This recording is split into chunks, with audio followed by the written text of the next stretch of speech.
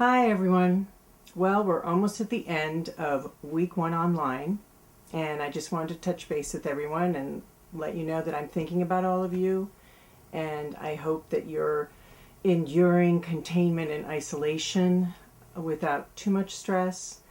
And just remember that artists are the most resilient people in the world. So if anyone can get through this, we can. All right, some deadlines will be spaced out to accommodate submissions and responses in discussions. It was really a joy to hear all your duos again. We did it so early on in the semester, but it was so fun to hear all your character voices and the 2 selections of beachgoers, because I didn't have a duo that I could find in the files on my external hard drive. Matt is still trying to figure out how I can remotely access the desktop on campus. He was able to pull a couple files for me, but I'm going to touch base with him again to see if I can make that work so that even you will be able to get more access to files if need be. I'll download them into my personal Dropbox and then send you the links if you need that.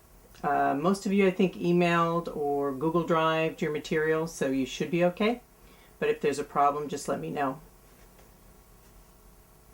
Next, I would like you to start early on discussions and share your ideas. I'm going to put it down as like a special discussions on Canvas, and talk to each other about creating a podcast.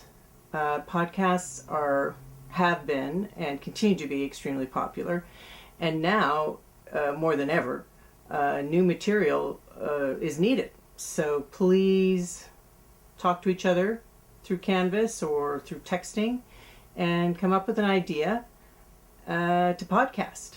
I'd like you to consider finding children's stories and stories that might appeal to elderly people so that we can put it together and send it to like children's hospitals and to retirement communities. So it'd be great to get together and put together a selection of stories. So that may be something that you can do while you're in the lockdown mode and getting a little stir crazy. What's next? Yes. Okay. Demos. So your demo that you submit to an agency or a casting service should basically be the one that you think is the strongest. It's a great idea to make numerous ones, and you actually have the time that you can do that, and all that information is on Canvas. But when you are submitting to an agency or a casting director, make sure that your top one, the one that's the voice you deliver all the time, the one that has less bells and whistles, those recordings are the ones that are going to ensure that you get at least a response. So now, agencies. The agency list is on Canvas, and if you look through the agency list, this is what it's from. Okay, when you look inside, you'll see there's little icons. So if you see the icon of a microphone, that means they have a voiceover department. Now there's tons of boutique agencies. There's 198 talent agencies. Now in the news today, they've been saying that agents have been cut, staff has been cut with the top agencies because of this economic downturn.